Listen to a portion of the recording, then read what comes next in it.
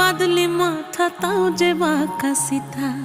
মেদিনীপুরে রায়না চিরন বাঁকুড়ার ওই ফিতা